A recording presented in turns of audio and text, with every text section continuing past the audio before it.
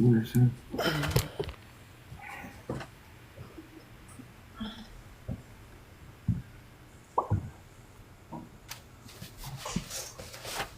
Pour ce blason, portée du lion. Bonsoir à tous et bienvenue à tous les auditeurs dans la quotidienne de l'émission Peuple du Rhône. Nous sommes jeudi 11 novembre et nous allons débriefer l'actualité tous ensemble et comptons également sur vos nombreux commentaires en espérant qu'ils soient le plus pertinents possible. Évidemment, je vous remercie de nous soutenir au quotidien et notamment ceux qui ont liké et partagé l'émission durant le décompte. Le cœur de Peuple du Rhône réside dans chacun de vos gestes de bienveillance. Petite nouveauté ce soir, nous pouvons vous annoncer déjà que normalement demain soir, on aura une voix féminine qui pourrait être parmi nous, un petit essai, une supportrice lyonnaise, en tout cas très fan de l'Olympique lyonnais, ça fera grand plaisir à notre émission. Qu'est-ce que je peux vous annoncer encore avant de commencer la quotidienne, déjà je vais saluer nos consultants. Donc on a Juju, Damien, Jojo, Vas-y, tout le monde. Adil et Guigui qui sont parmi nous pour débriefer l'actualité lyonnaise. Comment vous allez les gars? Ça va. Ça va. On est le 11 septembre. Bah, le 11 Ouais. septembre, pas de Justement, avant de novembre. commencer la quotidienne, il y a toute la famille Peuple du Rhône qui dirige ses pensées à une triste date, celle du 11 novembre 2001. Date Septembre. funeste, Septembre. nous rappelons... Pardon 11 C'est dit septembre, novembre. pardon, 11 septembre 2001. La date funeste qui nous rappelle l'attentat des tours jumelles du World Trade Center et nous pensons bien entendu aux nombreuses victimes de cet accident. Très grave. Attentat même. Voilà. Donc, sur l'actualité lyonnaise, on y reviendra, mais juste avant, donc Peuple du Rhône continue de se développer en enregistrant notamment une nouvelle modératrice parmi nous qui est capable de gérer les flux de commentaires, de répondre parfois à certains messages, même si je peux encore le faire en simultané. Il va y avoir notamment un conciliateur également pour gérer les petits conflits auxquels je ne peux pas m'occuper personnellement entre auditeurs. Certains d'entre vous m'envoient des messages privés parce que un tel dit ça, un tel fait ça, je me prends la tête avec lui, etc. Je dirigerai directement vers cette personne, moi ou autre consultant, vers le conciliateur pour gérer le plus calmement ce conflit en espérant des réconciliations rapides pour le bien de tous. Donc voilà, c'est la petite nouveauté également. Vous aurez quelqu'un qui pourra un petit peu vous répondre. On continue d'en parler justement dans le groupe Peuple du Rhône. Ne vous inquiétez pas, on travaille sur les nouveautés et on verra ça tous ensemble. Voilà, concernant l'actualité lyonnaise, alors la première chose, c'est que je vois beaucoup en commentaire et notamment sur le groupe qui ont parlé des packs Ligue Europa en vente pour les abonnés à partir de 59 euros.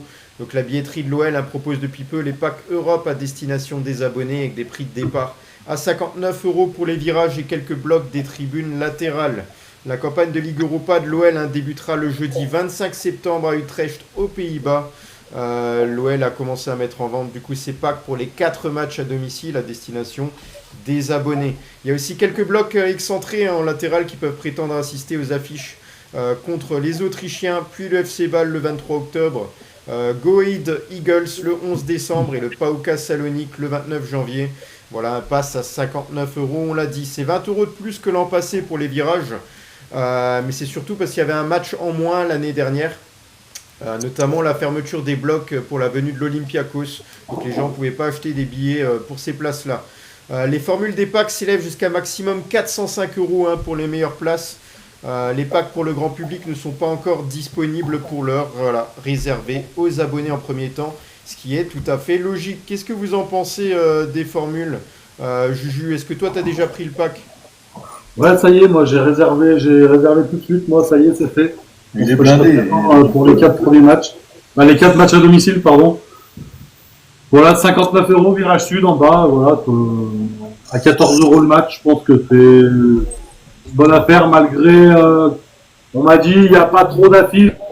C'est pas trop des grosses affiches, mais bon, on est toujours derrière l'OL et On a connu voilà, on va les mieux encourager. niveau affiche quand même. C'est vrai que... Après, Juju, il est blindé. Non, je suis blindé dans le supporterisme. Ouais. Damien, voilà, sur les tarifs et puis sur les affiches, voilà, est-ce que c'est intéressant selon toi? Est-ce que c'est pas trop... Bah, 14 euros le match pour un match de Coupe d'Europe, c'est intéressant. Pour 4 matchs, 50 euros. Ah oui. Voilà, bon après, moi je le prendrai pas, parce que c'est pas que ça m'intéresse pas, mais j'aurais autre chose à m'occuper. Mais voilà, après, non, le prix est abordable. Alors, comme a dit Jules, certains disent c'est pas des grosses affiches, ça reste cher. Ben, j'espère qu'on gagnera nos 4 matchs à domicile. Alors, il faudra pas une défaite. Au moins, on pourra dire, ben voilà, non, mais voilà, c'est abordable. L'année dernière, comme tu as dit Olivier, oui, Lyon Olympiakos, virage nord et virage sud étaient fermés, donc ça a un peu mis en bas un peu les prix. Non, non, c'est correct. Voilà. Tout dépend où tu es placé dans le stade, hein, parce qu'il y en a c'est 200, il y en a c'est voilà. Ah bah oui. Mais voilà, non, c'est correct, correct.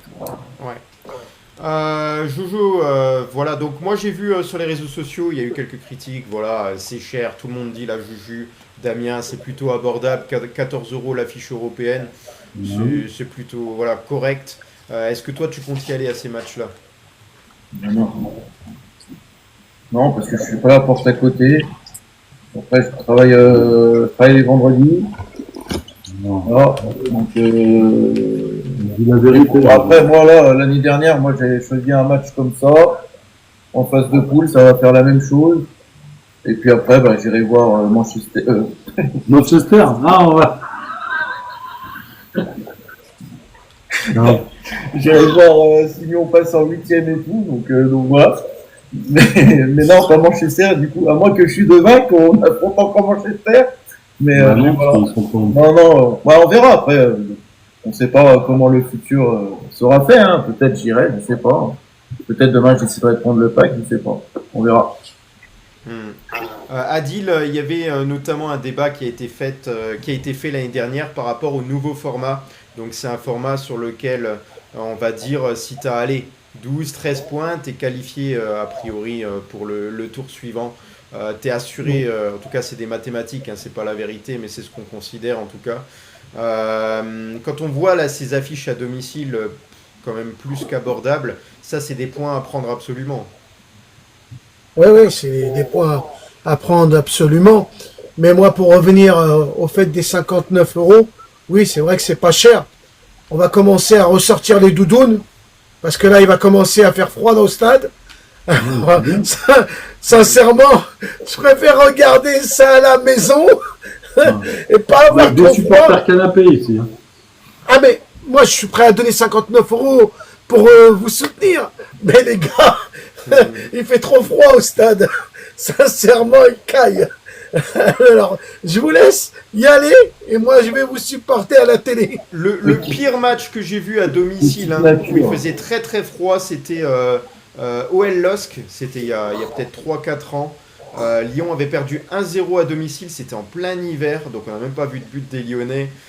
C'était un match, je crois qu'il y avait Rudy Garcia, je crois que c'était il y a quelques années quand même, qui était entraîneur et c'était vraiment nul à chier. Je me suis gelé problème, et tu sentais les pieds qui gelaient Oui, sur voilà, la c'est pierre, ça. c'était vraiment horrible. Guigui, c'est quoi Le ton- problème, ton- c'est...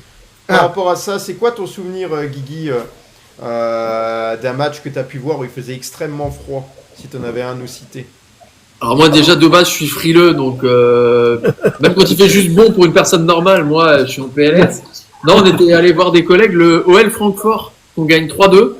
J'ai souvenir qu'il faisait pas méga chaud mais le match en lui-même c'est peut-être un des meilleurs matchs qu'on ait fait de la saison parce que c'était vraiment un match avec énormément d'intensité avant qu'on perde pied de manière un peu inexplicable.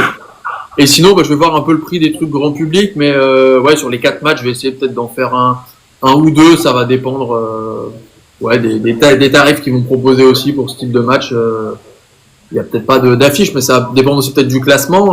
Peut-être certains se sont dit non, ça va aller. Finalement, tu te rends compte que tu dois absolument battre le PAOK en dernier match pour faire un top 8 ou je sais pas quoi. Ça peut peut-être aussi amener du monde selon le classement. Ça peut aussi jouer, je pense. mais vous imaginez, nous, on y va en doudoune, on caille, eux, ils sont en short dans le terrain, et on n'a pas l'impression qu'ils se caillent.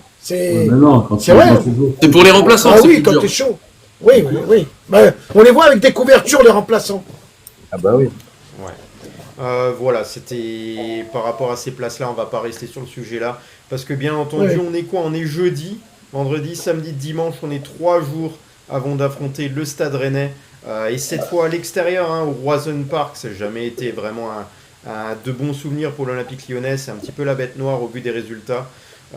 Donc ça va être un match extrêmement difficile, une nouvelle vraie épreuve pour l'Olympique lyonnais, pour Paulo Fonseca et ses hommes. Donc voilà, il y a quelques interrogations sur cette rencontre, notamment la charnière centrale. Est-ce qu'on a des nouvelles concernant Moussa Niakhaté? J'en ai pas trouvé. Je pense qu'il pourrait ne pas être titulaire, en tout cas sur ce match-là. Peut-être même pas dans le groupe. Tu avais des nouvelles, Damien? Non, dernière nouvelle, c'est que normalement, il devrait pas prendre de risque pour le joueur, hein, même si ça a pas l'air d'être grave. Mais non, à voir. Il reste demain l'entraînement, donc on verra ce que vont décider. Mais je suis pas sûr qu'ils prennent de risque. Après, avec Fonseca, tout est possible. Il y aura la conférence de presse, de toute façon, demain à 12h30, donc on en saura peut-être un peu plus aussi à ce moment-là, comme l'a rappelé un auditeur en bas.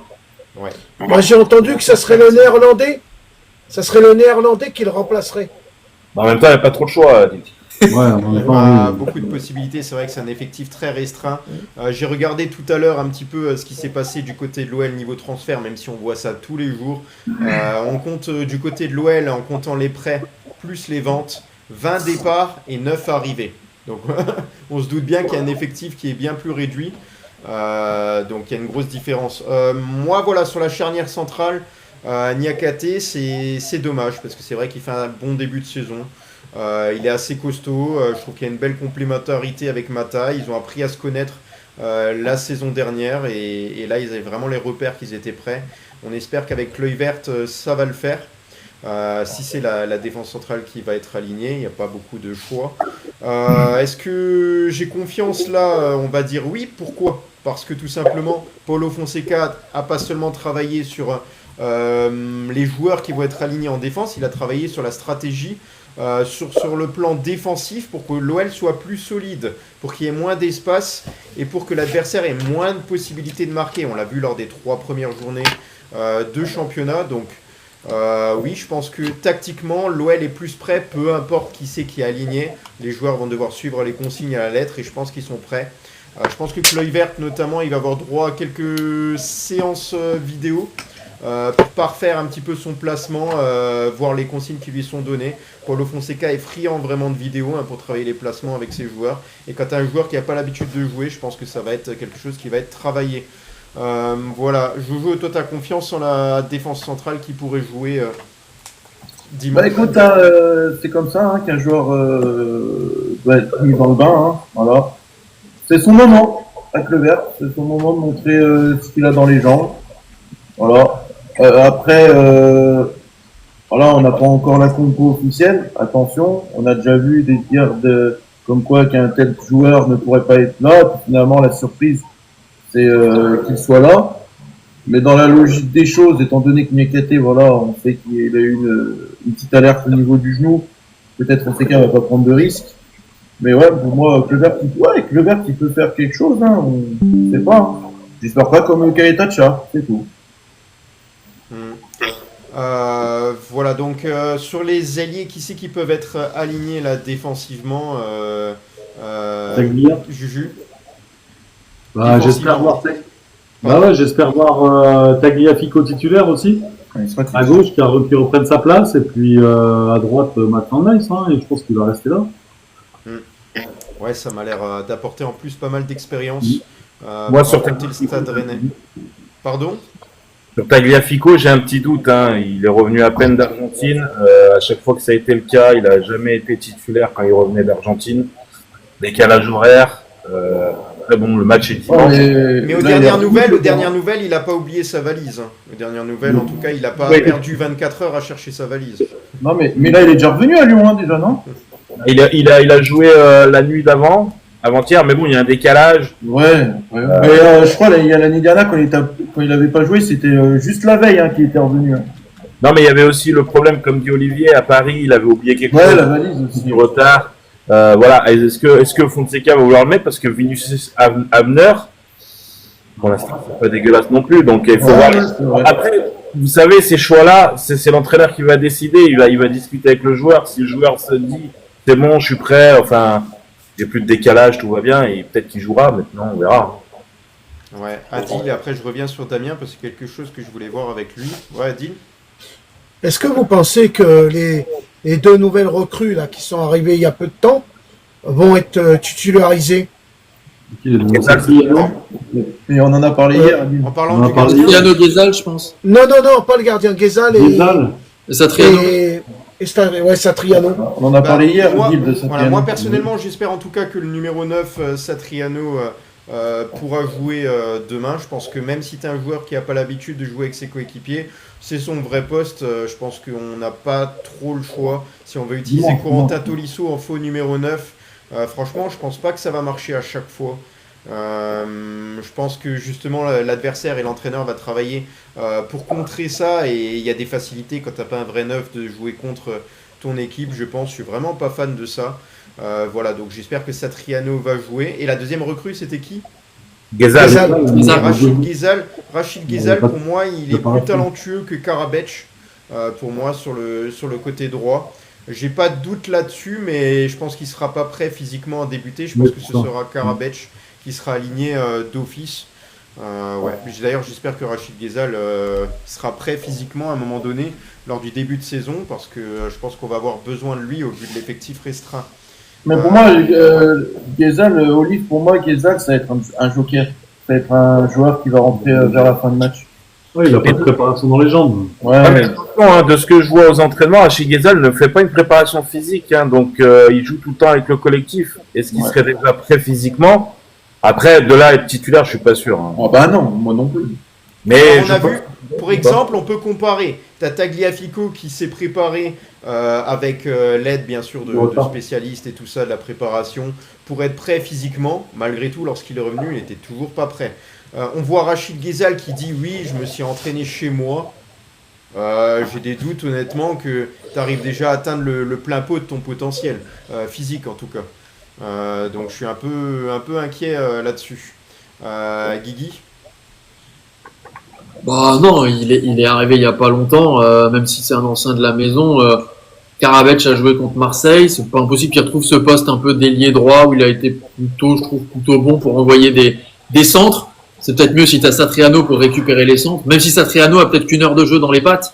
Tu vois, d'avoir un vrai neuf quand même pendant une heure, ça paraîtrait pas déconnant. Et Ghezal, oui, je pense que, je sais pas, 7 ou 8 matchs sur 10, j'imagine qu'il démarre sur le banc, sauf gros pépin, et qu'il est là pour rentrer en fin de match, surtout qu'il vient d'arriver, quoi. Donc oui, je pense pas qu'il soit titulaire. Si y en a un qui doit être titulaire, c'est peut-être plutôt Satriano, parce que entre guillemets, il y a personne d'autre de confirmé, comme avait dit Damien hier ou avant-hier, quoi. C'est le plus expérimenté, on va dire, des avançants. Moi, il y a une image de Ghezal qui me reste, c'est quand il prend un carton rouge et il va sur le joueur de Saint-Étienne et il lui fait ça et puis il veut le descendre par en bas. On voit que le mec, il a du caractère. Il lui met une claque derrière le cou. Il lui met une claque derrière le cou. Oui, tu vois que le mec, il a du caractère. C'était pas mal, hein. Il lui met une claque derrière le Derrière, cou. c'est Tolisso qui se mange. Et voilà. Ouais. Et on était surtout au début du débat sur le plan défensif, et il y a quelque chose qu'on n'a pas noté, c'est là-dessus que je voulais revenir avec Damien, parce qu'hier il a parlé de Greff. Dominique Greff qui pourrait être aligné sur ce match-là. Voilà, finalement ce sera face au Stade Rennais à l'extérieur. C'est pas simple non plus. Mais j'ai bien aimé du coup tout ce que tu as expliqué hier durant le débat, j'ai bien aimé ton avis là-dessus. Sur Rémi Descamps, forcément il mériterait de jouer encore si c'était uniquement sur le mérite, sauf que Paulo Fonseca a des plans de jeu à mettre en place et qu'il avait déjà on va dire cartographié la stratégie qu'il voulait avoir, les joueurs qu'il voulait mettre en place dans ses choix. Et là, Greff en faisait partie, et voilà, il avait annoncé en conférence de presse, comme tu l'as dit, que ce serait le gardien numéro 1. Et voilà, je pense que dimanche, ce sera vraiment un match pas facile. Je pense qu'il y aura des attaques des deux côtés, c'est des affiches avec beaucoup de buts. On espère qu'il n'y en aura pas tant que ça dimanche, parce que généralement, quand il y en a beaucoup, c'est rarement l'OL qui en met plein du côté du Rosen Park. Ouais, non, mais sur Greff, de toute façon, il faut bien qu'il démarre un jour. Nous, on l'aurait plutôt vu face à Lyon-Metz, le deuxième journée, avant Marseille. Bon, après, il a voulu laisser le temps. Bah, ça lui a donné raison parce que Descamps a été impeccable. Maintenant, attention, il y a un truc que je vais dire, c'est pas parce que je dis n'importe quoi, on gagne 2-1 à Rennes et qu'on a pris un but, je veux pas entendre dire ah Greff, ça y est, on l'a mis, il a pris un but. Au bout d'un moment, on va en prendre des buts en Ligue 1, les gars. Donc cette image de dire on a pris 0 but, il faut se l'enlever, c'est un championnat, c'est pas une coupe d'Europe, c'est pas une coupe du monde. Ben voilà, donc on prendra des buts, que ce soit Greff ou Descamps, au bout d'un moment, c'est logique. Mais non, pour moi, oui, comme je l'ai dit hier, Greff doit être numéro 1 avec tout ce qui s'est passé cet été. Il y a deux mois et demi de ça, Descamps était sur le départ, même son agent l'a dit, il cherchait un club. Bon, avec tout ce qui s'est passé avec Lucas Perry, avec le club Ligue 2, pas Ligue 2, Descamps est resté. Moi, j'ai une image aujourd'hui que j'ai vue à l'entraînement.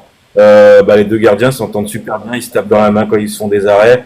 Donc je pense que c'est très sain et c'est très bien que ça se passe comme ça. Et je pense que Descamps est mis au courant. Et comme a dit Adil, je crois hier, Descamps, si on pouvait lui laisser des matchs d'Europe et de la Coupe de France, ou c'est Jojo qui l'a dit, voilà. Mais on sait que Greff est venu pour être numéro 1, il n'est pas venu pour être numéro 2, c'est comme ça. Est-ce qu'il y en a un là parmi vous qui est capable de faire un comparatif justement entre Dominique Greff et Rémi Descamps au niveau des compétences, au niveau, on va dire, des qualités et des défauts? Il est meilleur sur sa ligne, Dominique Greff. Voilà, il est meilleur sur sa ligne. Et vas-y, dis-nous en plus, hein, essaye de il est meilleur comparer. Pourquoi sur les matchs à Je pense que Dominique Greff, au niveau des sorties, ça sera mieux quand même. Il va pas hésiter. Après, au niveau des relances au pied, je pense que Dominique Greff, ça va être un peu mieux que Rémi Descamps. Ils l'ont pris pour Dans ça. la cage. Dans la cage, il est plus grand. Dans la cage, il est plus grand. Non, ils ont la même taille. Dans la même taille. Non, mais Si, si. l'envers, non? Ils ont la même taille. Ils ont la même taille. Hein. Il y a 1 centimètre de plus pour Greff et voilà. Donc voilà, après. Laurent, dans la- qui dans la route au sol, Greff. Ouais, soit Ouais, disant, après, moi, quand on a regardé les vidéos, pour moi, Greff, Les relancer. au Les sol, relancer. c'est rapide. Les Au relancer sol. au pied. Il est meilleur au pied. Au sol, c'est rapide. Donc voilà, c'est meilleur au pied, comme dit Dame. Donc voilà, après, faut voir. J'attends, mais comme dit Dame, si c'est sûr, si on perd le match 2-1, hein, ou voilà, on fait match nul de 2, et puis que genre on entend derrière, bon, faut remettre Rémi Descamps. Voilà. Pour moi, Rémi Descamps, il va jouer l'Europa League et la Coupe de France. Voilà.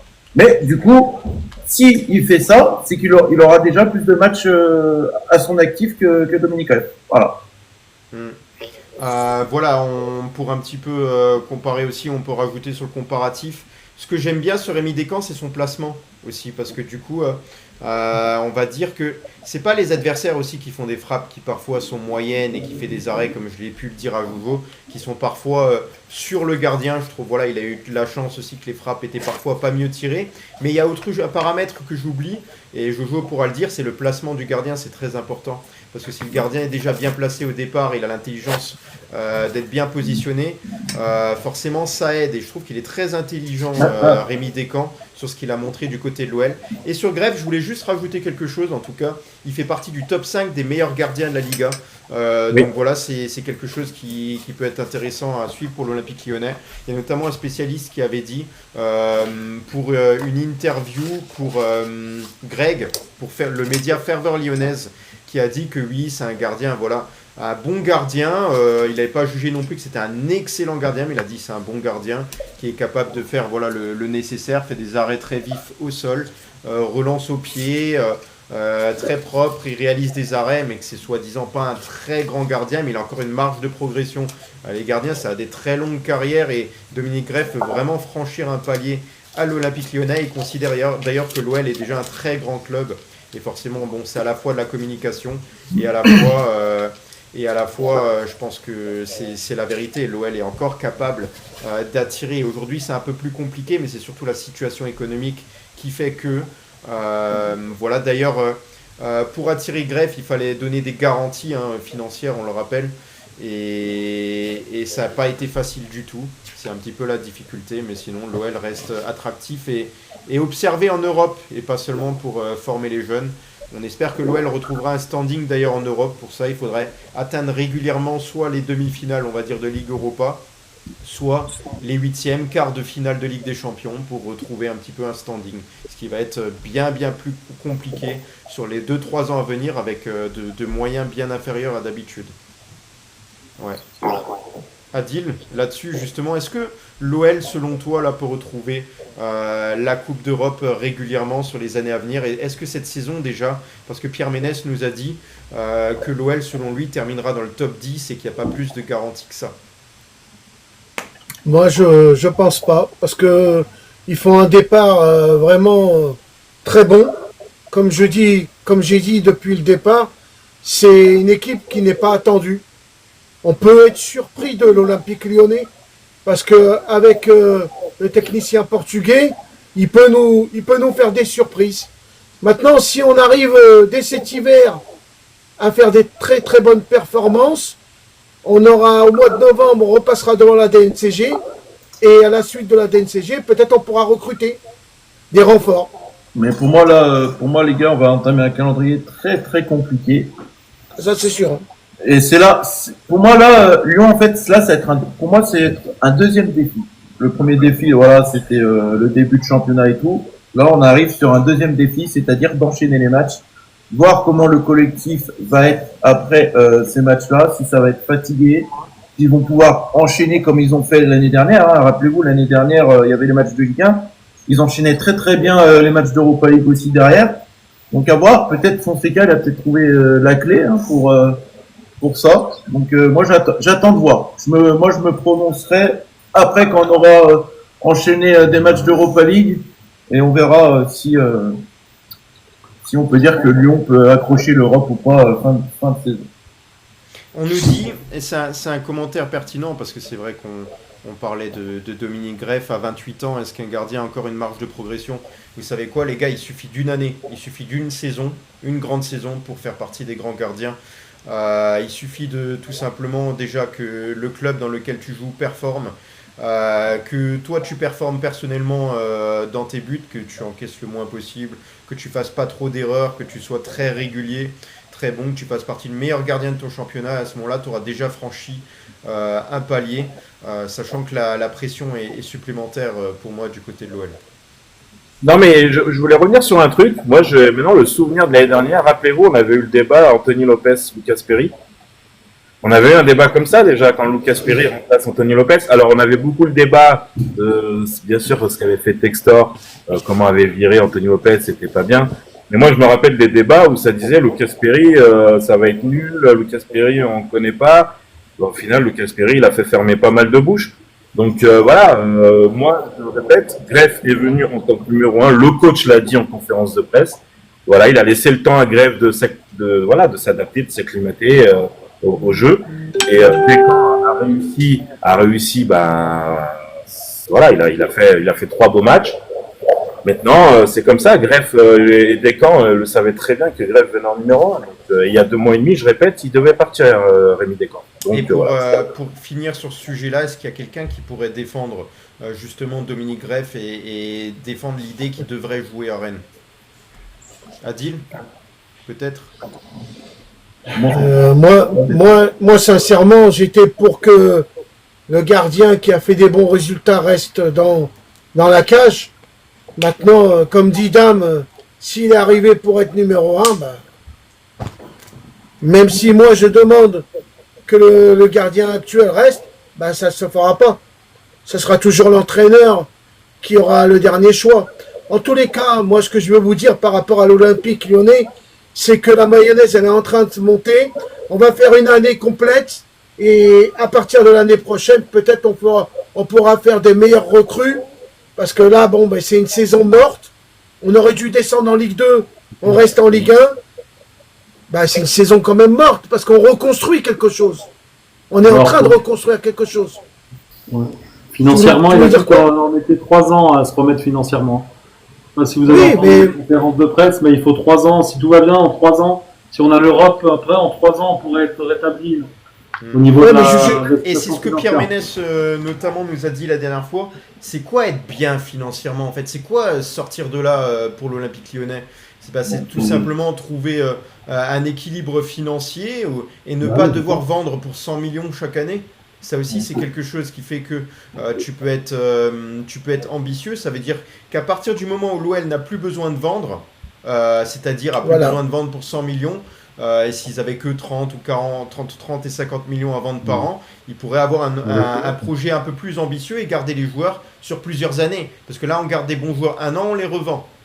Ça, c'est quelque chose qui va pas dans un projet moyen terme. Normalement, je suis désolé, tu gagnes aucune compétition en vendant tes joueurs en bout d'un an. Mais il faut l'Europe chaque année. Mais il y a aussi le souci économique de la Ligue 1. À l'instant T, la plupart des clubs de Ligue 1, c'est très compliqué pour eux de survivre. Brest, quand on voit le parcours des champions, ils ont ramassé, je crois, 60 ou 70 millions d'euros à peu près dans la saison. Ils n'ont pas pu les réinvestir parce qu'ils les ont gardés de côté en sachant que il n'y a plus de droits de télé. Donc pour un club, il faut vivre une saison. Donc économiquement, on peut tout dire, mais à l'instant T, la Ligue 1 va mal aussi financièrement. Donc les clubs doivent aussi garder de l'argent de côté pour pouvoir subvenir à leur saison de Ligue 1. Et il y en a qui jouent l'Europe. Mais en sachant, les gars, ça se trouve, Michel Kang, elle va rester, de ce qu'elle a dit, elle va rester sur une politique de recrutement, une politique de salaire à 250 000 euros, et elle va pas vouloir faire plus.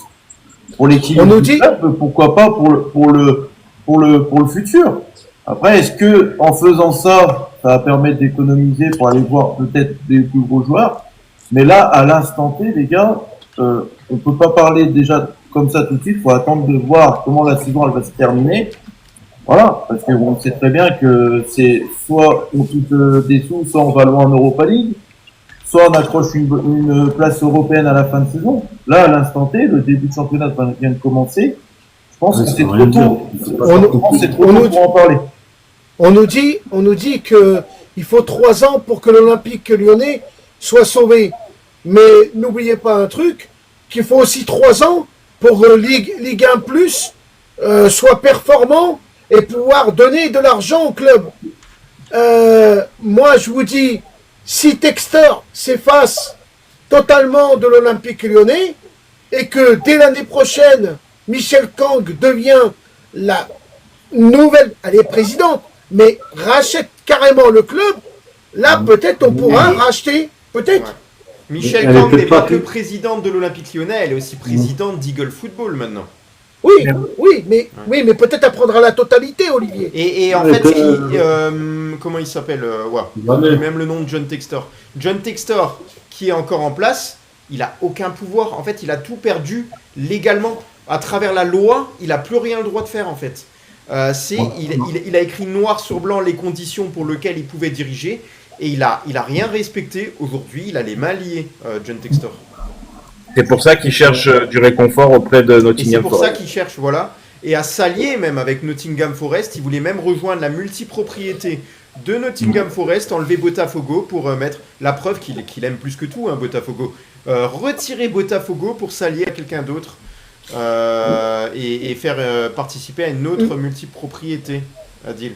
Mais ça serait une belle image que Michel Kang devienne la vraie présidente de l'Olympique Lyonnais, qu'elle prenne les rênes totalement.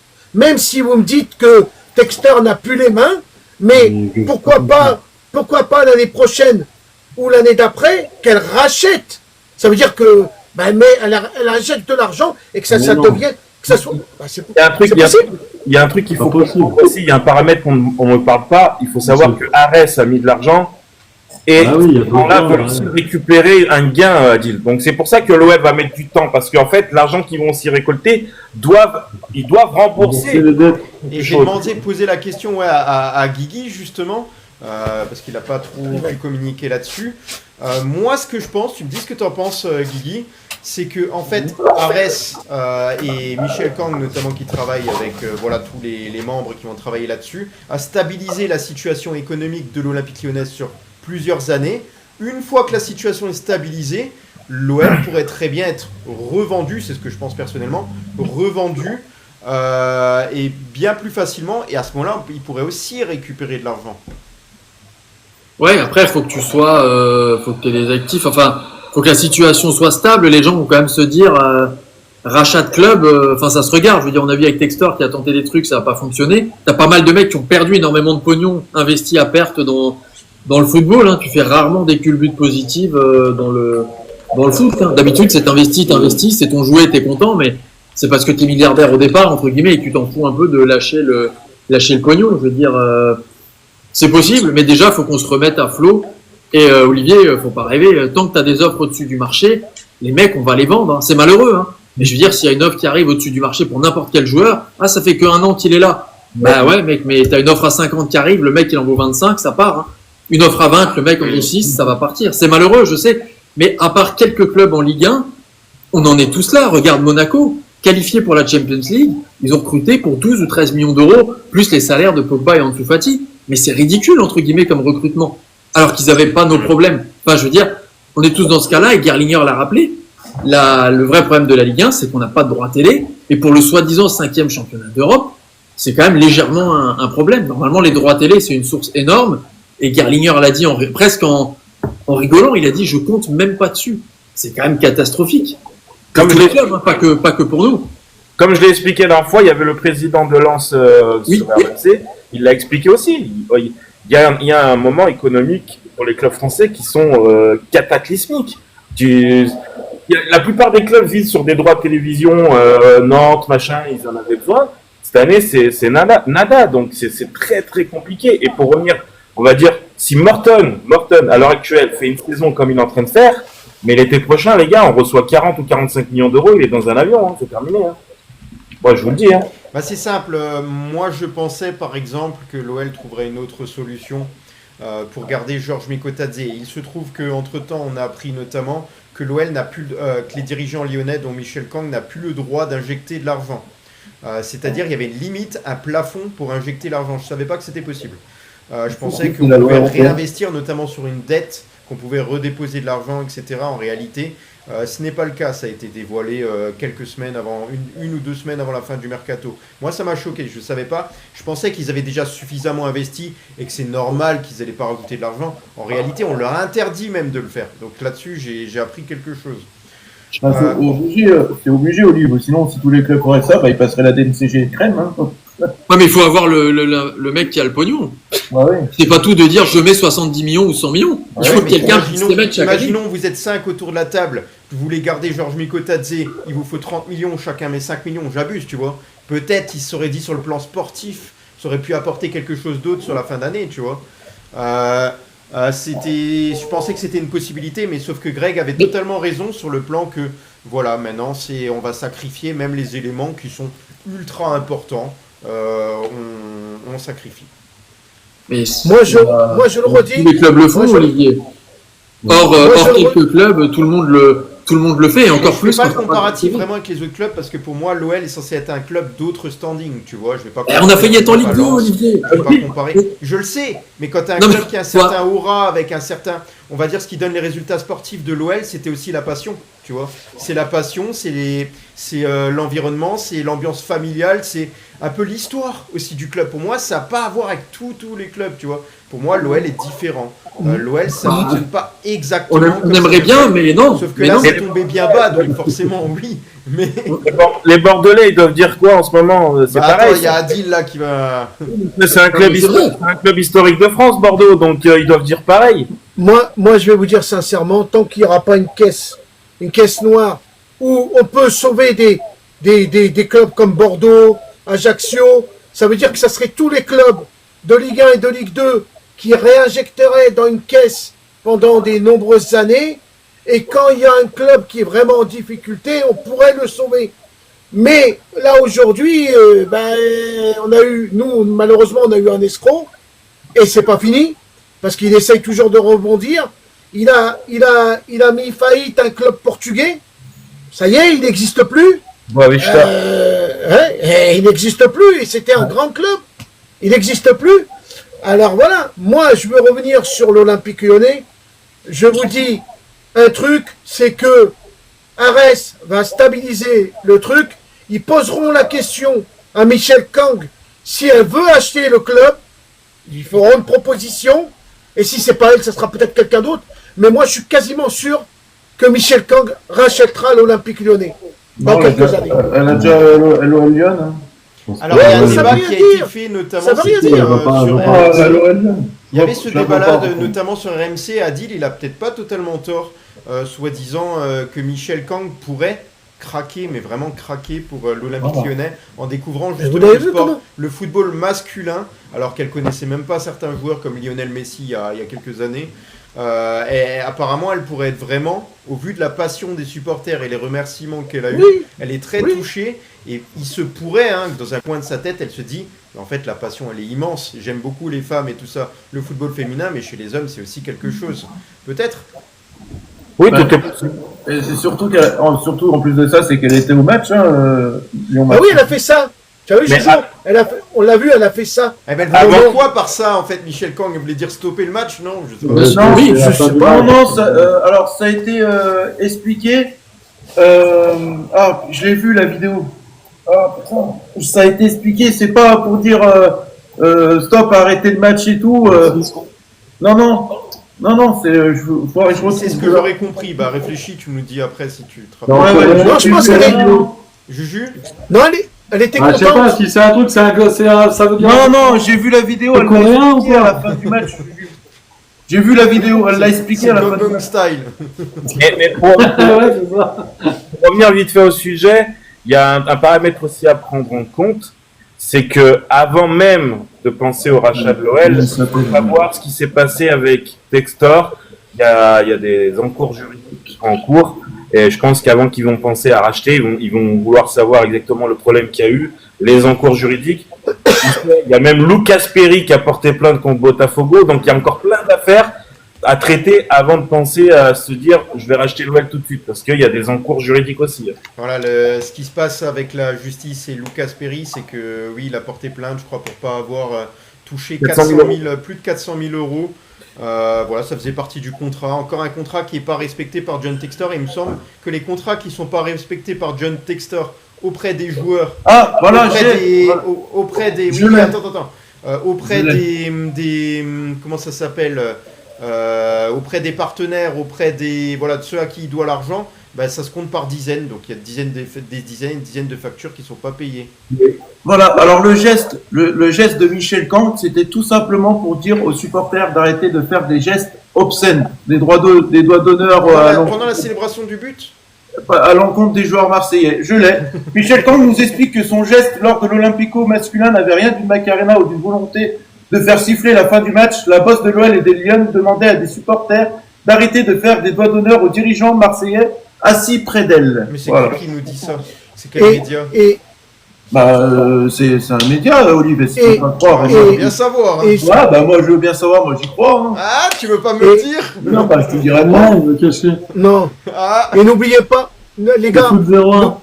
les Non, gars, pas foot 0 c'est perdu. Mercato. Non, perdu. Made in Gons, Lyon. Voilà. Comme ça au moins. Voilà, bah ouais. Hein.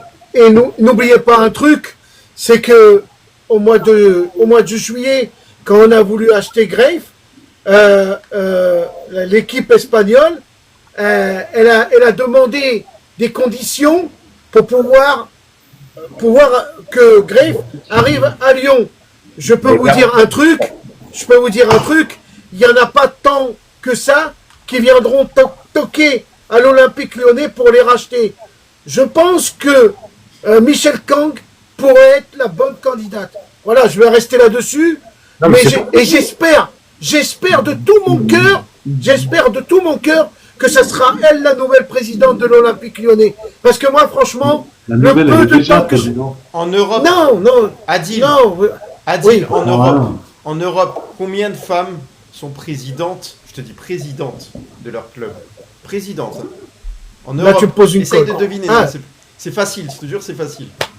Zéro. Oui, zéro. C'est-à-dire, elles ont tout un autre poste, mais aucune n'est présidente. Non, mais j'entends Non, mais c'est Juju possible, me hein, dire... C'est possible, je te, Non, je te dis mais pas. j'entends Juju me dire, elle est déjà présidente. Oui, elle est déjà présidente. Mais le club ne lui appartient pas. Le club ne lui appartient pas. C'est à Arès. Ah, oui, mais c'est Arès qui Non, dit mais ça, moi, si, voilà. non, mais moi, Après, moi, Juju, je veux qu'elle devienne propriétaire de l'Olympique Lyonnais. Voilà. Oh, là, c'était Voilà. président et le club lui appartenait pas. Hein. Oui, mais là, je veux que pas ce soit entièrement. elle. Oui, il avait Je des parts, mais... Oui, mais il Écoutez, n'était pas à totalité. Sincèrement, les gars, sincèrement, entre vous et moi, elle fait que des bons trucs avec Gerlinger. On en est Qu'est-ce que vous satisfait. allez... Est-ce qu'on va aller chercher encore un clown qui va nous faire de la merde? Et déjà, Voilà, est-ce j'ai un qu'elle veut coup de rester? gueule. On sait même pas si elle va rester Mais- dans le temps. Mais t'inquiète pas.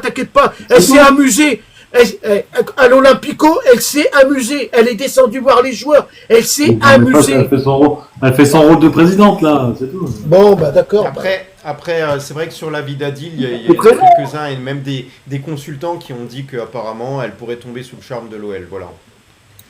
Masculin en tout cas. On verra avec le temps. Voilà, donc on va changer de sujet parce que c'est vrai que l'heure a tourné très vite. C'était vraiment un débat passionnant Oui. en fait. Oui. Et il y a des choses sur lesquelles je voulais voir avec vous, notamment des statistiques qui sont sorties. Qui c'est qui a le plus de chances de détrôner le Paris Saint-Germain pour le titre? Alors vous allez me dire, Olivier, mais il y a 0% de chance qu'une autre équipe remporte tant que le PSG est là. Bon, chacun son avis. En tout cas, les statistiques diraient que 5,39% serait le pourcentage de chance que l'OL termine champion. 5,39%. Donc c'est selon Opta. Et Opta attribue 83% de chance au Paris Saint-Germain de terminer champion. Alors voilà, si on compare Lille, 5,78%, un tout petit peu plus.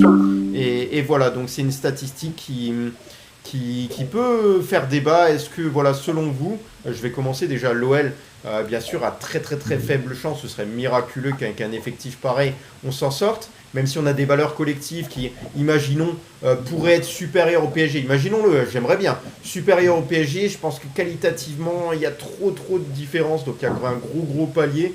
Et ça serait compliqué.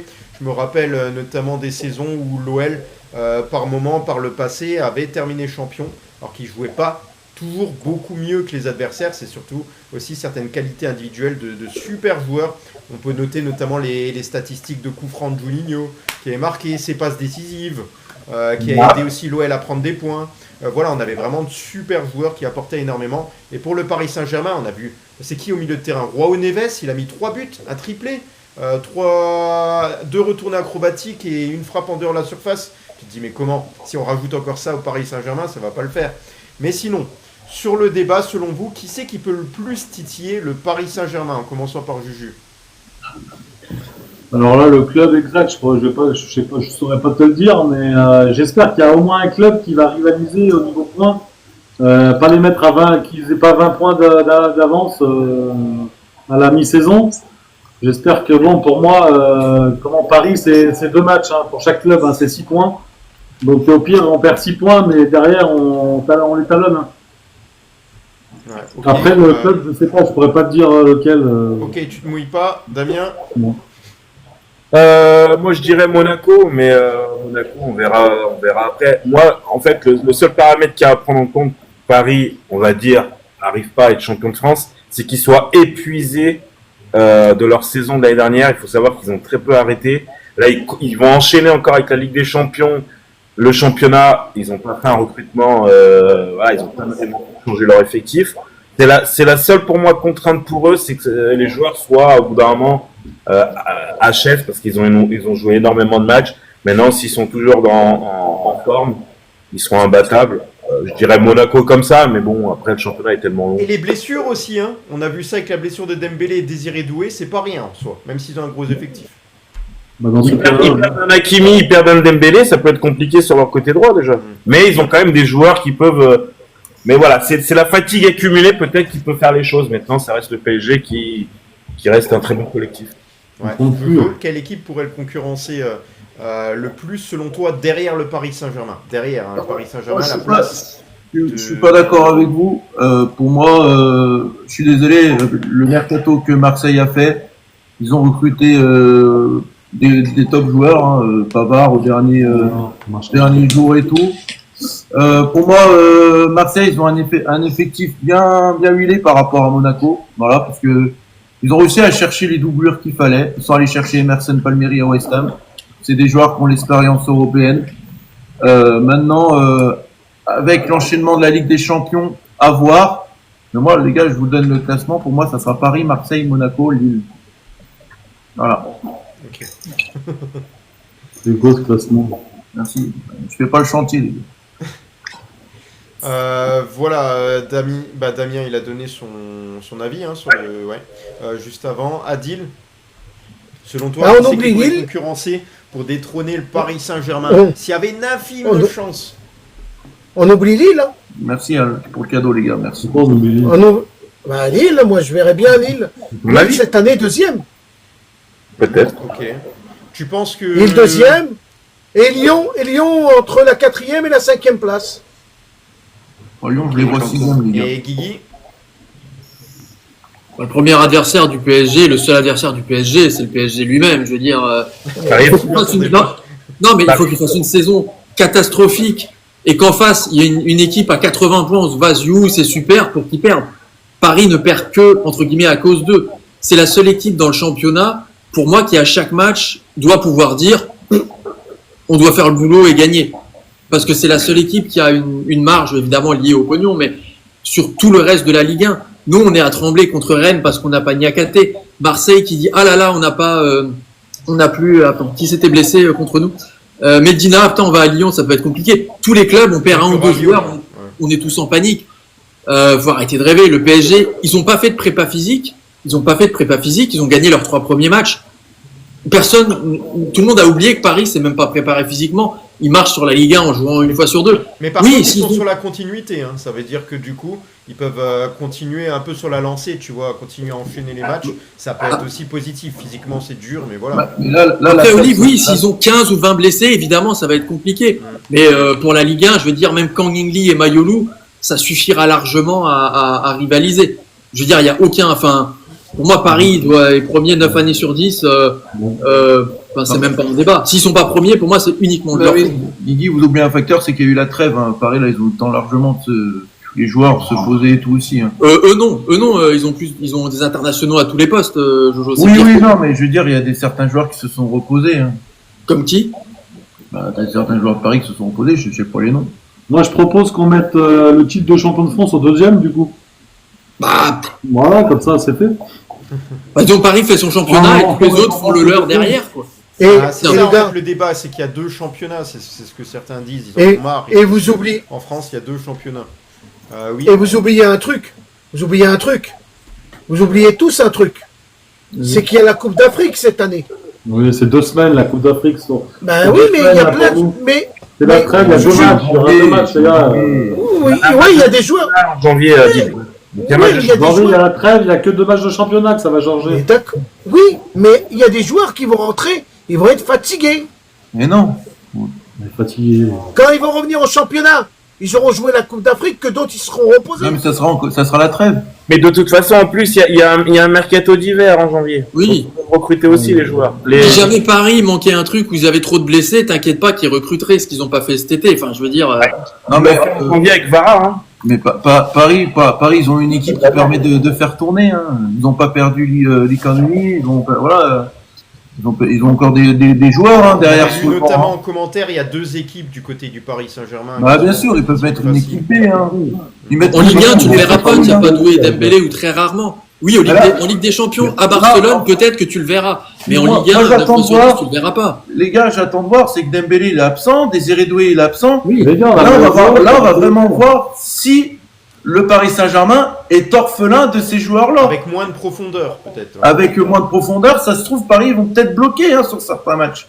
Donc, voilà, à voir. Là, ça va peut-être leur faire mal. Hein, voilà, on essaye de trouver des points un petit peu, c'est peut-être utopique. Mais je peux noter d'autres points. Ils ont encaissé 3 buts face au TFC. C'est pas rien. Ils ont gagné les 2 premiers matchs avec 1 but d'écart seulement. Je peux prendre ça en compte aussi. Et il y avait des occasions chez les adversaires. C'était pas que uniquement rester cloîtré devant sa surface de réparation. Donc voilà, je pense que j'essaye de trouver d'autres points pour un petit peu continuer le débat. Mais bon, de toute façon, on va changer de sujet. Quelqu'un voulait rajouter quelque chose ? Paris n'est pas la première équipe pour laquelle je m'inquiéterai en Ligue 1. Oui, c'est sûr. C'est même la dernière. Non, ça dépend quand on les affronte. On les affronte quand, en novembre? Ouais, le 9. On va voir si Dembélé et Désiré Doué pourraient revenir ou pas. Moi, j'attends de voir avec leur forme et j'attends de voir que là, ils vont reprendre une compétition qui s'appelle. Non, on va, comme dit Dame, en plus, le Paris, ils vont entamer la Ligue des Champions, là. Hein. Ça laisse de l'énergie. L'année dernière, c'est le mental. Ils ont entamé la Ligue des Champions. On verra. Nous, on va entamer l'Europa League. Oui. Voilà, de toute manière, on aura le temps d'en parler parce que demain soir, Jojo sera là également pour animer l'émission. Donc, on sera l'avant-veille du match. Donc il y aura des choses également, des éléments avant d'affronter le Stade Rennais qui seront là. On aura peut-être la présence normalement aussi d'une consultante à l'essai. Ça pourrait être sympathique, une vraie supportrice lyonnaise. Voilà, qui m'a contacté, donc ça pourrait être bien d'essayer, on verra ce que ça donne, si ça lui plaît, etc. Autre chose, donc les informations autour de l'OL qui sont un peu plus lointaines. On avait des nouvelles de Santiago Gucci, l'ancien président exécutif intérimaire de l'OL en 2023, donc on l'a pas vu longtemps. Il est en passe de racheter l'Aviron Bayonnais. Donc il va racheter les parts de Karim Fradin, qui deviendra le directeur du football du club de Bayonne. Ça, c'est les nouvelles. Il y a même eu déjà un communiqué dessus. Concernant l'OL Lyon, il y a Bacha qui prolonge d'une saison avec son équipe. Alors, Selma Bacha, elle était liée jusqu'en 2029 avec son club formateur. Elle a prolongé d'une saison supplémentaire avec l'OL Lyon, désormais jusqu'en juin 2030. Voilà, elle a encore 24 ans, elle est très jeune et elle est fidèle à l'Olympique Lyonnais, elle aime énormément ce club. Je vais vous passer en même temps la petite vidéo de Selma Bacha et on peut continuer les débats en simultané autour de cette joueuse. Donc Selma Bacha, c'est une joueuse extrêmement talentueuse. Je suis même surpris de l'avoir fait autant d'années à l'OL parce que ça ne veut pas dire que tu es l'une des meilleures joueuses, tu vas rester toute ta carrière à l'OL. On a vu des grandes joueuses qui sont parties au Paris Saint-Germain, dans d'autres clubs en Europe, en Angleterre, au FC Barcelone. Je ne sais où, là en elle en tout cas, ça me fait vraiment plaisir de la voir rester parce que même dans la communication, elle est très proche des supporters. Sportivement, je la trouve très très forte. Voilà, elle joue quoi comme poste exactement? Côté gauche, défenseur gauche, c'est ça, hein? Latéral gauche. Latéral gauche, elle est très offensive, je trouve. Elle monte beaucoup sur les ballons, elle gagne beaucoup de duels, elle est bonne en dribble. Elle est capable également, voilà, de marquer. Elle lâche des très très très grosses frappes pour une féminine. Voilà, on le voit, les duels de la tête, les centres, beaucoup de passes décisives dans une saison. Voilà, ça fait vraiment plaisir de la voir et de la voir en tout cas prolonger du côté de l'OL. Voilà, Juju, qu'est-ce que tu veux rajouter sur elle? Une enfant du club, 24 ans, tu l'as dit. Qu'est-ce qu'on peut dire? Elle a commencé au FC, je crois qu'elle a commencé au FC Gerland en 2008. Voilà, elle est passée pro en 2017 avec les filles de l'OL, donc voilà, très grande classe à la lyonnaise. Damien? De Juju a tout dit. Moi après, voilà, comme j'ai toujours dit, je regarde pas trop le football féminin, donc je peux pas m'y pencher. Maintenant, de ce qu'on m'a dit, oui, c'est une joueuse très importante. Qu'elle reste à Lyon, c'est bien parce que Lyon, en termes OL Lyon, ça reste un grand club d'Europe qui joue la Ligue des Champions tous les ans, qui peut jouer la finale, voire la gagner. Donc voilà, c'est bien pour elle, voilà, une lyonnaise, donc c'est bien. Ouais. Oh bah moi, je suis content qu'elle reste lyonnaise, hein, bien évidemment. Encore, ça montre encore une joueuse qui est à fond pour son club de cœur. Donc félicitations à elle. Prolongation méritée, une top joueuse. Puis en plus de ça, elle est même internationale aussi en équipe de France. Ah oui, exactement. Vraiment son talent. Puis moi, j'irais même un peu plus loin. Je pense que c'est peut-être la meilleure à son poste au niveau Europe. Adil? Ben, la fédération marocaine a tout fait pour essayer qu'elle vienne avec l'équipe nationale du Maroc. Ouais. Ah, mais quand je vous dis, ils ont tout fait, hein. Ils ont contacté les parents à Salma Bacha, à Lyon, pour que ils les ont invités au Maroc et tout. Et elle a choisi l'équipe de France. Au même poste, Mathieu. Enfin, Elle a choisi l'équipe. Je sais pas si Elle a choisi l'équipe de France. Elle aurait dû venir avec nous, les Marocains. Hein? Je vous montre un petit billet, là. J'ai un billet de 200 dirhams. Attends, J'aurais pu la payer avec 200 dirhams. J'aurais pu la payer avec, mais elle n'a pas voulu venir. Okay. Ouais, c'est un fou. Ouais. Hein? Non, regarde, tu dis. Non, ça c'est le roi. Ça c'est le roi du Maroc. Non, mais elle n'a pas voulu. D'accord, tu Bon, m'apprends un écoute. truc, j'ai jamais vu un billet comme ça. C'est Emmanuel Macron du Maroc. Non, arrête, laisse tranquille. Ouais, là, pas du roi comme ça. Non. Et il a dit quoi? Je parle pas du roi comme ça. Parce que si tu rentres là-bas, t'inquiète pas que tu vas pas ressortir. Non, non, reste tranquille. C'est pour ça que j'y vais pas. Ouais, oui, non, mais bon. Non, Salma Bacha, Ah oui. c'est Par contre, c'est une top. Adil, la prochaine fois, montre-le pas parce que c'est considéré comme une infraction sur tout truc. Ah, je savais D'accord. pas. J'ai C'est même de pas eu l'argent, d'alerte, c'est ça. contrairement à Juju. Quand Ouais, il bah, fait parce qu'ils ont pas, ils ont pas reconnu que c'était des billets marocains. On se calme. Non, non, Salma Bacha, c'est une top joueuse. Elle a choisi de rester à Lyon, mais je suis super content pour Lyon et ben, qu'elle continue à nous faire plaisir et à nous faire rêver. Et Moi, même je la sur trouve FIFA, sacrément vive. Hein. Je trouve qu'elle a des sacrées accélérations quand même. Hein. Je veux dire, 25, je elle trouve est- que c'est pas la première avec qui j'ai envie de faire une course, je crois. Hein. Bah, elle nous gagne tout. Tous, hein. Ouais. Bah, non, Et c'est pas- il y a une anecdote à noter hein, sur Selma Bacha. Il y a une anecdote, c'est que étant jeune, elle a joué avec les masculins. Donc elle a joué avec les masculins Oui. pendant même un paquet d'années, il me semble. Jusqu'à Ouais, moi- Bah. presque adolescence, non?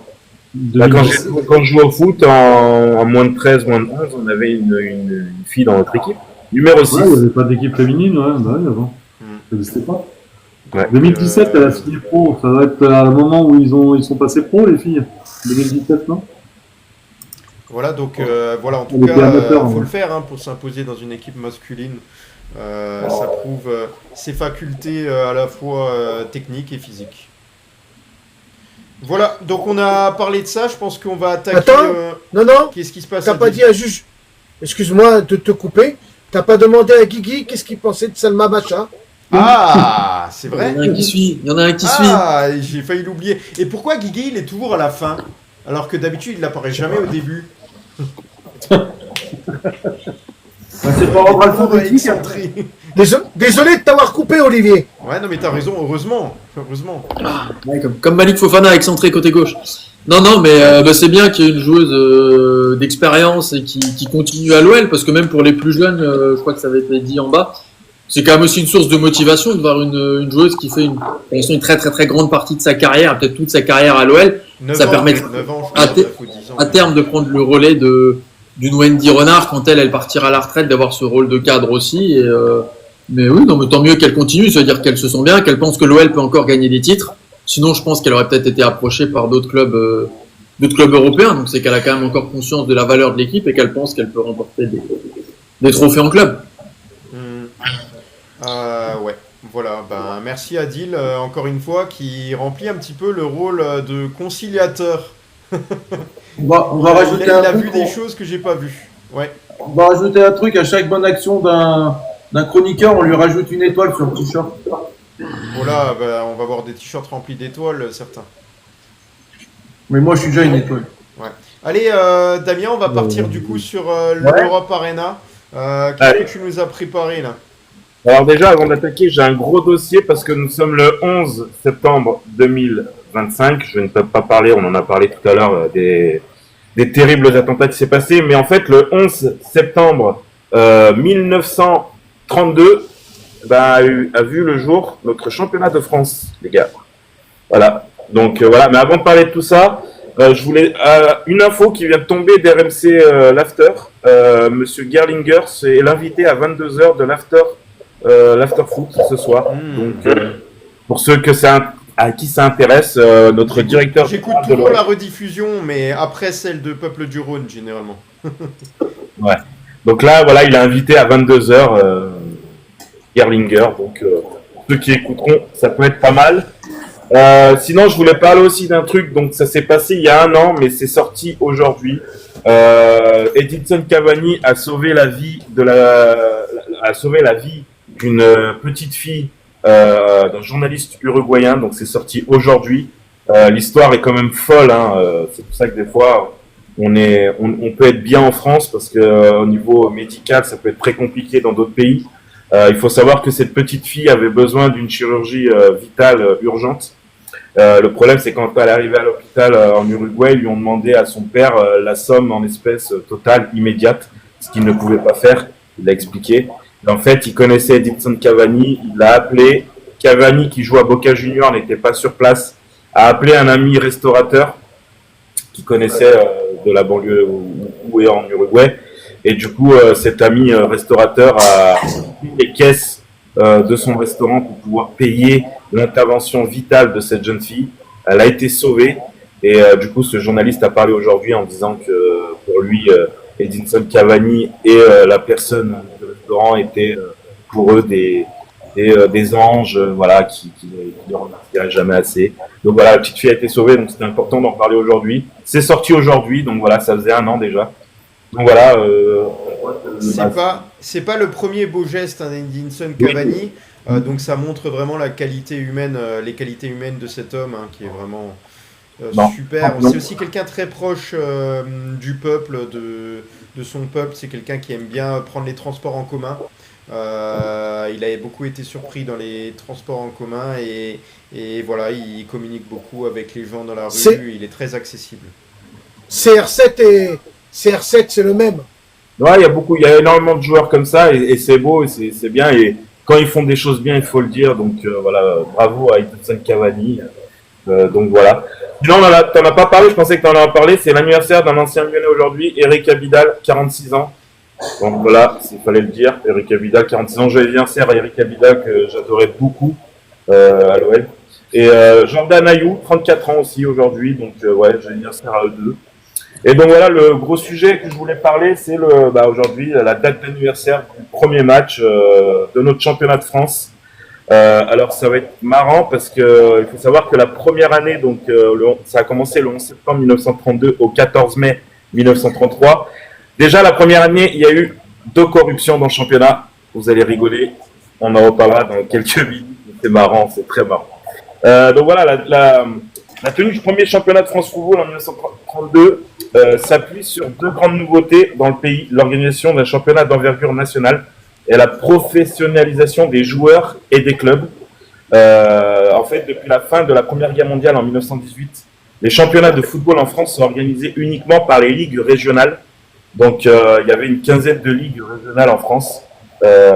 Chaque ligue s'appelait la division d'honneur. Donc voilà, il n'y avait pas de championnat national, voilà. Alors que de nombreux pays européens, eux, depuis 1905, organisaient déjà des championnats nationaux comme l'Angleterre, l'Italie et les Suisses. Ils avaient leur propre championnat. Donc voilà, là c'est mise en œuvre. Voilà, les dossiers des clubs sont envoyés avant le 15 mars 1932 pour justement voir si les clubs peuvent être professionnels avec les joueurs et si un championnat peut se créer. C'est le club olympique d'Antibes qui est le premier à répondre à l'appel et à envoyer son dossier dans un premier temps. Et d'un coup, quand Antibes a envoyé ces dossiers-là, 24 clubs ont voulu suivre, ont fait une demande d'autorisation à utiliser des joueurs professionnels et rentrer dans ce championnat. Et du coup, les résultats tombent un mois après. Seuls 17 clubs sur les 24 sont acceptés. 3 autres vont suivre quelques semaines après. Donc ça fera un championnat à 20. Donc les clubs, c'est l'Olympique d'Alès, Amiens, Olympique d'Antibes, beaucoup d'Olympiques à l'époque. L'AS Cannes, le IRFC, l'Olympique Lillois, l'Olympique de Marseille, bien sûr, le CA Messin. Alors le CA Messin, c'est toujours en vigueur, maintenant c'est le FC Metz. Voilà, c'est toujours le même club.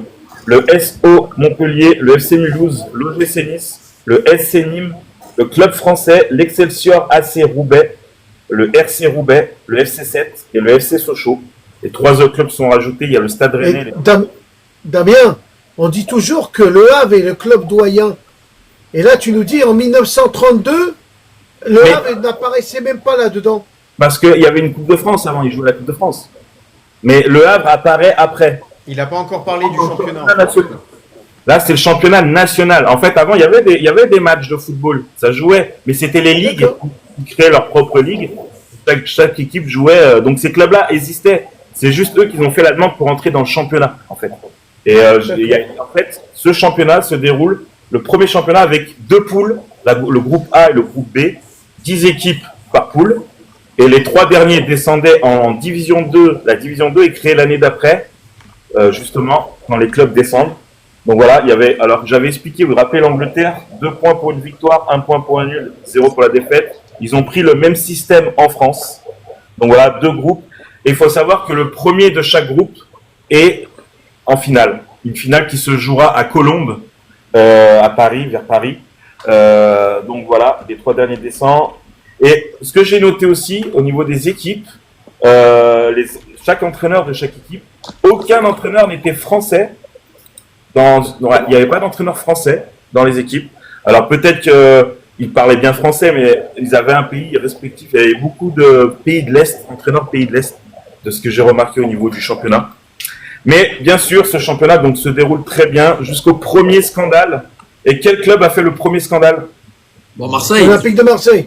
Mais attendez, c'est un petit scandale, mais c'est pas énorme. Le deuxième scandale, c'est encore plus gros, mais c'est pas Marseille qui l'a fait.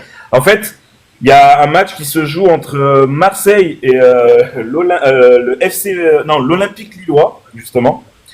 Et Marseille gagne 3-0, mais en fait, pour pas qu'il y ait un problème avec les Lillois au niveau de la différence de but, ils ont arrêté de jouer.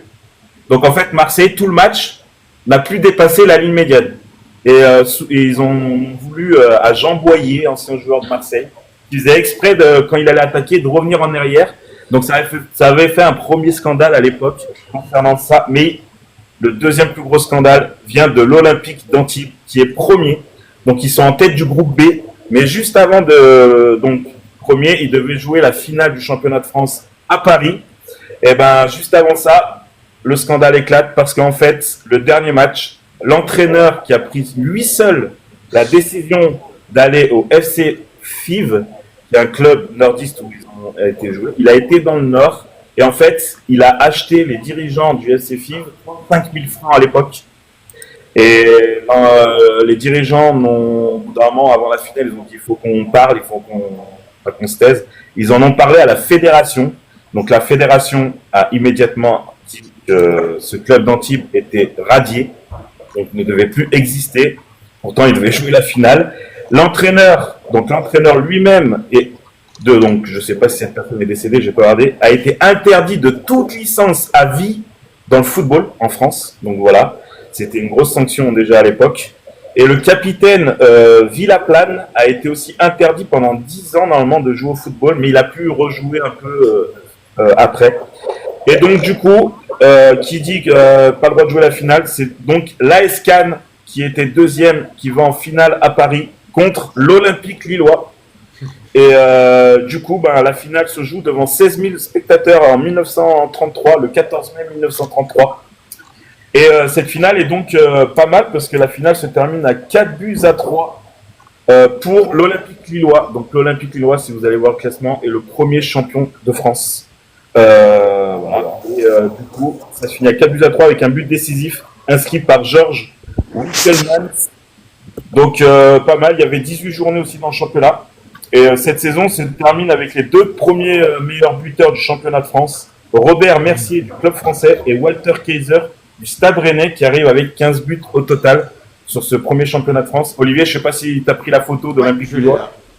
Tu peux la mettre. On va vous mettre les premiers vainqueurs du championnat de France de la saison 2032. Voilà. Damien, si tu pouvais nous détailler l'équipe de en haut à gauche jusqu'en bas à droite. Ouais. Alors là, il y a Greff, l'entraîneur d'AS. Non, j'ai pas les noms de.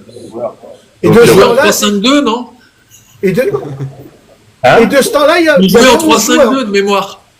J'ai pas compris, Adil. Non, en 3-5-2, ouais, peut-être, j'en sais rien. J'ai pas. De ce temps-là, il y avait quand même 11 joueurs. Oui, le football aux vraies règles, bien sûr. C'était déjà en vigueur. Après. Non, mais c'était déjà en vigueur, bien sûr. Il y avait déjà eu une Coupe du Monde, en 1930, la première Coupe du Monde, donc les règles étaient les mêmes. La première Coupe du Monde est en 1930. Donc il y avait déjà 2 ans on va dire, de football. L'Angleterre avait déjà fait son championnat depuis longtemps. Et donc, j'ai préparé un petit quiz championnat de France, Ligue 1 compris. Donc, voilà. Historique. On va voir si vous êtes bons. Alors, quelques questions, il faut y répondre. Quelle est l'équipe ayant joué le plus grand nombre de saisons en première division? Quelle est l'équipe qui a joué le plus grand nombre de championnats de France de division 1? Lille. On a la réponse en bas déjà. Rache. Marseille. Ah, Marseille, ouais. Marseille a joué 76. Alors, sur Wikipédia, je ne sais pas s'il n'y a pas une petite erreur, parce que le classement, ils mettent 74, et en écriture, ils écrivent 76. Donc, si Rache a la réponse, il me semble que c'est 76, si je dis Un pas point de pour bêtises. moi. Un point pour moi. C'est Valenciennes, ils sont 0, descendus. 0. Ils sont descendus quand on l'a fait en la V1, là. Ah, il- Ah, Marseille, Olivier, t'as pas dit Marseille? on sait que Marseille, Marseille il leur a enlevé un Il titre. y a le replay, hein. Il a pas Il année de OMVR. Les deuxièmes, alors les deuxièmes, les gars, c'est Bordeaux avec 69 championnats en division 1. Non, le deuxième, c'est oui, Bordeaux. Ils mettent Saint-Etienne aussi. Et nous, Lyon, on est 7e avec 65 saisons en championnat. Donc, On arrive un peu plus tard, c'est normal. quelle est l'équipe la plus titrée du championnat de France? Facile. Marseille. Non, il a donné le. Lyon. Ah, Paris. Oui. Je suis trop avec. je suis trop Oui. Quel est le joueur le plus titré du championnat de France? Celui qui a eu le plus de titres de championnat. Marquinhos. Bien joué. Ah, Avec combien? Ah putain, je sais pas combien il en a gagné par contre. 8. 10. Ah, bien. en tout cas, bien vu. Et on a 3 joueurs lyonnais qui ont eu les 7 titres. Lesquels? Juninho. Oui, il y en a 3. Juninho. Coupé. Cassapa. Non. Non. Juninho, il l'a donné. Juninho. Chris, c'est possible. Fred. Non, il est pas resté assez. Non. Ah, il est pas resté longtemps. Football HD a dit Poupet, bien sûr, deuxième. Je l'ai dit aussi, merci. Ah, j'ai pas entendu. Et le troisième, ils l'écrivent en bas. Ouais. Govou. Voilà, Sidney Govou. Voilà, les trois Lyonnais qui ont eu les 7 titres du championnat de l'Olympique Lyonnais. Quel est le joueur ayant joué le plus de matchs en championnat de France? Alors, c'est très. Voilà, j'ai fait le classement des 3 premiers. Dans les 3 Joël premiers, Batz. c'est 3 gardiens de but. Joël Batz. Non, le premier, non. Coupé. Coupé. Non. Ancien gardien de Nantes et du PSG. Michael Landreau. Voilà. Avec 618 matchs, il est premier. Le deuxième, c'est un peu plus vieux. Son prénom, c'est Jean-Luc. Ettori. Ettori. Ettori, avec 602 matchs. Et le troisième, c'est Dominique. Drive. Dropsy avec 580 matchs. Mais l'entraîneur, le gardien chauve, là, qui jouait en 98, Barthez. Ah, Barthez. Barthez. ouais, il est même pas là-dedans. Mais c'est normal, il a joué En Angleterre aussi. en première ligue. À Ah, Manchester. oui. Il a été formé à Monaco ou à peut-être un autre club avant, mais il n'a pas joué. Ouais. Après, il est revenu à Marseille, mais il était beaucoup plus vieux. Et les 2 dernières questions, c'est là, je ne sais pas si vous allez trouver. Au moins un, vous allez trouver, c'est sûr, on a déjà parlé plusieurs fois. Le meilleur buteur de l'histoire du championnat de France. Le numéro 1. Ibrahimovic. Non. Denis machin là. Ah, t'es pas loin, tu l'as. Ah, c'est Denis chier. Bergkamp. Non. Non. Le champion de France. Bah, Olivier Denis. Non. Delios. Ah, Delius, je sais plus quoi. Ouais. Delios Onis. Onis, ça, putain. 99 buts. Il n'a pas dépassé la barre des 300. Le deuxième, on le connaît. David avec l'IA. David, il Non. a dit au commentaire. Non. Onis, ouais, Nico, il l'a bien écrit. Voilà. Delios Onis. Le deuxième, il est de chez nous. On l'a déjà parlé plusieurs fois. Lequel? Non, non. Il y a- Floridinalo. Oui, Nico. on lui a fait un hommage. Bernard Lacombe. Lacombe. Bah oui, Lacombe avec 255 buts. Et le troisième, Hervé Matou. Révéli. Hervé Matou. Hervé Révéli, 216 buts. Voilà les 3 meilleurs buteurs du championnat de France. Et là, je voulais le faire celui-là parce que j'ai toujours adoré cet entraîneur. J'ai toujours adoré, il m'a toujours fait rire. Mais très bon entraîneur. L'entraîneur ayant avoir dirigé le plus de matchs en championnat de France. Ah, Bruno Genesio, non? Mais non. Raymond Domenech. Non. Non, l'entraîneur qui avait plus. Giroud. Ah, l'ancien entraîneur du PSG. Non, top, Arpino l'a trouvé. C'est Giroud avec 894 matchs. Mais Juju l'a dit. Il y en a un hein, autre aussi. Mais je l'ai dit parce que. Ah. Le deuxième, c'est Abdelkader Firou, 782 matchs. Et le troisième, c'est Albert Batteux, 655 matchs de championnat de France dirigé. J'ai une question à te poser, Ouais. dame. Est-ce que Christophe Revaux a joué à Lyon? Christophe Revaux. Celui qui était à Toulouse, en plus, qui est. Qui était au hack aussi. Ouais, bon. Les gars, je sais pas pourquoi j'arrive pas à vous dire non. Alors je sais pas si je suis con ou pas. Ouais, parce que j'ai un truc là. Moi j'ai envie de Je te sais dire que oui. Caveglia avait Moi j'ai envie joué de te dire oui. à. Il a jamais joué, il a jamais joué. Non. Il a débuté au Havre, après Paris, Stade Rennais, Toulouse, Stade Rennais, Le Havre, et il est malheureusement décédé en 2021. Et non, il a jamais joué à l'Olympique Lyonnais. non. Je pensais. Pas con. Donc voilà, Ah c'est bon, on a fini le quiz. c'est fini. Merci ouais. pour le quiz. Bon bah voilà, je vais regarder le classement des meilleurs auditeurs. On a David de la Dessine Family qui est premier, deuxième Nico. Voilà, Nico là qui est très en forme hein, aujourd'hui, chapeau. Troisième Juju OL qui est revenu également en force. Quatrième Adil, cinquième Christophe, sixième Harry Lyon, septième Romuald, huitième Panizza, neuvième Mathieu et dixième Junior SMK. Voilà, merci à vous là d'avoir suivi l'émission. Hein, la rediffusion sera en intégrale sur YouTube.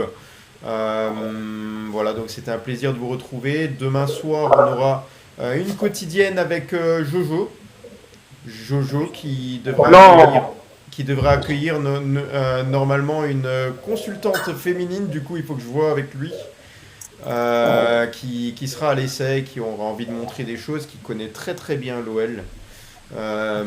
Donc voilà, on verra de toute manière.